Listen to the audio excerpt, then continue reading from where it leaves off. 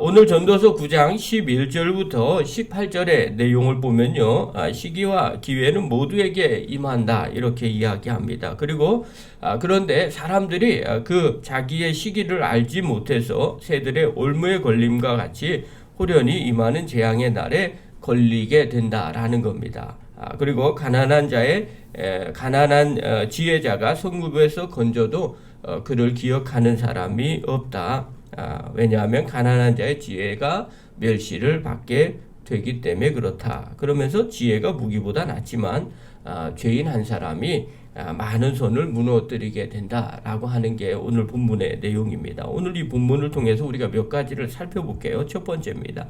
세상에는 예외가 있다는 것을 기억하셔야 된다는 겁니다.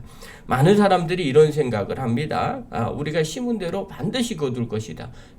멀리 보면 또 하나님 나라까지 가면 이 말이 진리입니다. 그러나 짧은 시간 안에는 이 말이 또 진리가 되지 않을 수도 있습니다. 심었는데 못 거둔 경우도 있어요. 이거는 짧은 시간 안에 생각하는 겁니다. 오늘 11절 한번 봅시다. 11절에 전도자가 이렇게 말해요. 우리 한번 읽겠습니다. 시작.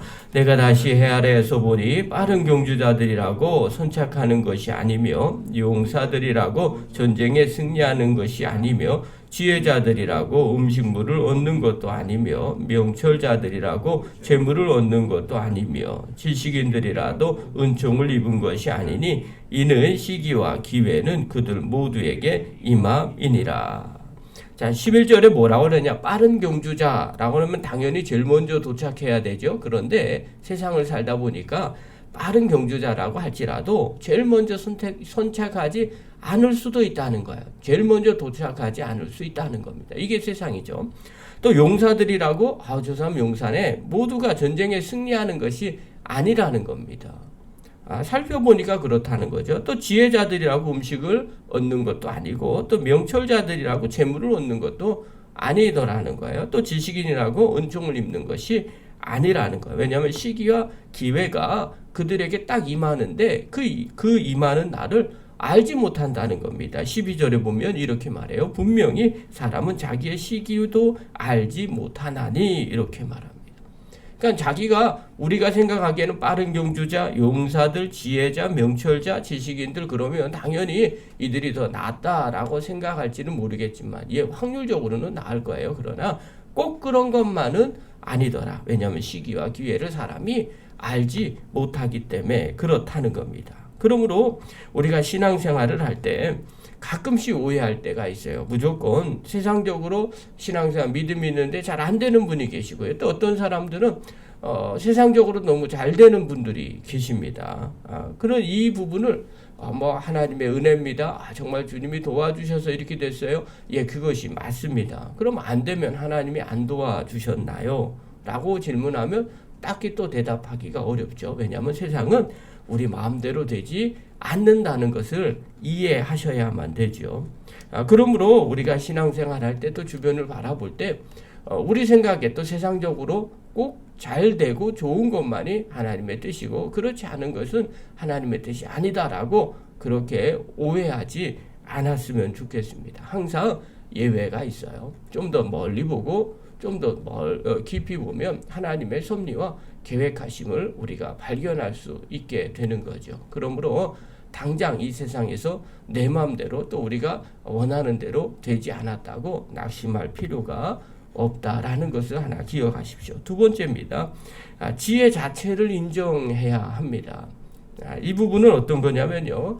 우리가 지혜 자체를 누가 말하느냐에 따라서 인정하기도 하고 인정하지 않기도 합니다. 그러나 성경은 자세히 보면 우리가 늘 마음 가운데 새겨야 될 것은 지혜 자체를 인정할 줄 알아야 되죠. 오늘 전도자가 살면서 충격을 받았던 예화를 하나 들어줍니다. 그게 바로 뭐냐면 14절부터 16절이에요. 14절부터 16절에 뭐라고 이야기하느냐.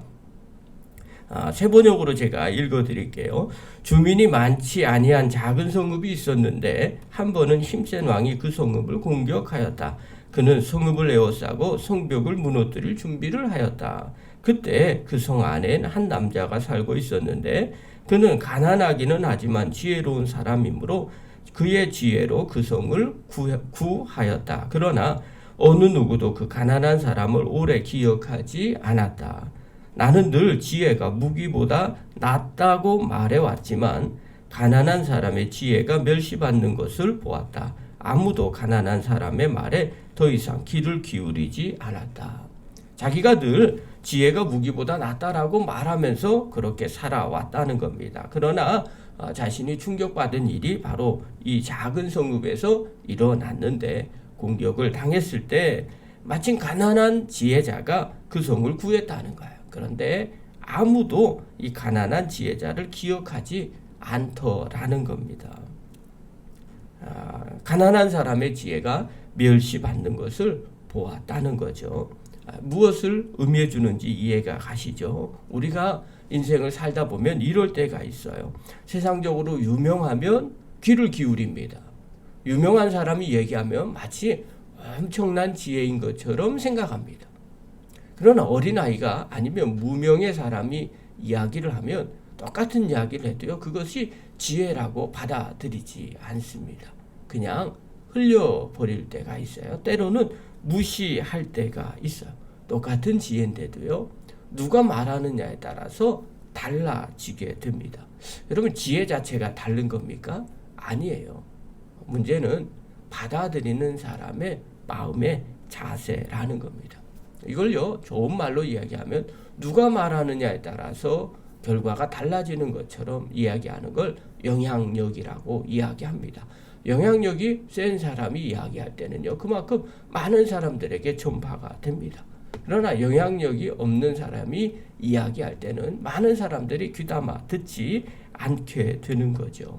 자, 그렇다고 그 좋은 지혜가 변하거나 다르지는 않다라는 걸 우리가 마음 가운데 새기셔야 됩니다. 여러분, 성경에 자세히 한번 보십시오. 하나님이 일하시는 게요, 꼭 영향력 있는 사람에게 일하지 않으십니다. 하나님은요, 때로는 무명의 사람들을 통해서, 심지어는 짐승을 통해서, 자연을 통해서 하나님은 말씀하고 계십니다. 여러분, 우리가 이 영적인 눈이 열려지셔야 돼요. 늘 마음을 열어놓고 귀를 기울일 줄 아는 성도가 돼야 됩니다. 그래야만 지혜 자체를 보고 인정할 수 있게 됩니다. 우리나라 격언에 이런 말이 있어요. 세 사람이 가면 반드시 스승이 있다라는 격언이 있습니다. 여러분, 정말 우리가 알고 있는 스승이라는 건 유명한 사람을 모실 때 정말 저분 스승이야 하고 내가 귀담아 듣게 됩니다. 그러나 우리 선인들은, 우리 조상들은 뭐라고 얘기했느냐? 그렇게만 스승을 생각하지 말아라. 그냥 세 사람이 같이 길을 가더라도 그곳에 반드시 스승이 있게 된다. 그 사람들의 이야기들을 귀담아 들을 줄 알라는 거죠. 유명한 사람이 얘기했다고 귀담아 듣는 것이 아니라 정말 그 안에 내가 배울 게 무엇인지, 또 내가 도움받을 게 무엇인지를 아주 작은 사람을 통해서라도 귀담아 들을 줄 알라는 의미입니다. 오늘 우리도 마찬가지예요. 하나님의 자녀라면 하나님이 어떤 사람들을 통해서 말하고 있는지를 늘 귀담아 들을 줄 아셔야 됩니다. 그래야만 지혜를 무시하지 않게 됩니다. 세 번째로요, 어리석은 통치자의 소리를 듣지 않아야 한다는 겁니다. 오늘 17절부터 18절에 보면 이렇게 말해요. 어리석은 통치자의 고함치는 명령보다는 차라리 지혜로운 사람의 조용한 말을 듣는 것이 더 낫다. 지혜가 전쟁 무기보다 더 낫지만 죄인 하나가 많은 선한 것을 망칠 수가 있다. 여기서 어리석은 통치자, 유명한 사람의 말을 듣기보다는 조용한 사람의 지혜를 들어야 한다는 의미로 기록을 하고 있어요. 지혜가 전쟁 무기보다는 낫지만 죄인 하나가 많은 선한 것을 망칠 수 있다는 겁니다. 즉, 어리석은 통치자 한 사람 이야기 듣다 보면 나중에 많은 사람들이 좋은 이야기 해도 그것을 듣지 못하게 된다는 겁니다. 여러분, 우리도 마찬가지예요. 어떤 사람이 되느냐가 중요하고요, 어떤 사람의 목소리를 듣느냐가 정말 중요합니다. 정말 어리석은 통치자, 권세가 있죠, 힘이 있죠, 또 말을 하면 들을 수밖에 없는 상황 가운데 있습니다. 그러나 그런 사람들의 명령을 듣기보다는 우리가 지혜로운 자의 생각들 그리고 그 사람들의 이야기를 귀담아 들을 줄 알아야 됩니다. 저는요 규칙이나 법칙 같은 거를 좋아하는 성향입니다. 그래서 무엇인가를 만들 때 항상 기준들을 잡는 것을 좋아합니다. 저는요 법이 잘 만들어지면 좋은 사회가 될 줄 알고 있었어요. 그리고 실제로 그렇게 되기를 바랬어요. 그런데 제가 지금 시간이 지나면서 제가 하나 깨닫고 또 생각이 바뀐 게 있어요. 그건 바로 뭐냐면 규칙이나 법을 아무리 좋게 잘 만들어도 문제는 그것을 사용하는 사람이 문제라는 겁니다. 어떤 사람이 그것을 생각하느냐에 따라서 운용하느냐에 따라서요. 그 법칙을 가지고 선한데 좋은데 사용하기도 하고요. 또 어떤 사람들은요. 그걸 가지고 정말 악한 곳, 안 좋은 곳 그리고 법의 테두리 밖에 있다거나 아니면 좀 법을 좀 잘 미비하게 만들었다던가 그러면 그 사이를 비집고 들어가면서 계속해서 악한 것들을 행하는 것을 보게 되었어요. 그래서 깨달은 게 하나, 누가 위에 있느냐, 누가 그것을 사용하느냐에 따라서 망나니 칼이 되기도 하고요. 때로는 살리는 칼이 되기도 한다는 것을 보게 되었어요. 또 그리고 지금도 그렇게 알게 됩니다. 여러분, 누가 지도자가 되느냐에 따라서 달라집니다. 또 어떤 사람이 이야기하느냐에 따라서 달라집니다. 어리석은 통치자가 세상에 권세가 많고 또 영향력이 많은 것처럼 보이지만 실제로 우리가 관심을 기울여야 될 것은요. 지혜자의 목소리입니다. 작은 자의 목소리, 또 정말 주님의 뜻인지, 또 살리는 길인지, 또 더 도움이 되는 것인지 우리가 늘 판단을 거기다 두셔야 됩니다. 그래서 어리석은 자처럼 행동하지 마시고 조용하지만 지혜 있는 자처럼 살아가시는 저와 여러분 되기를 간절히 축원합니다.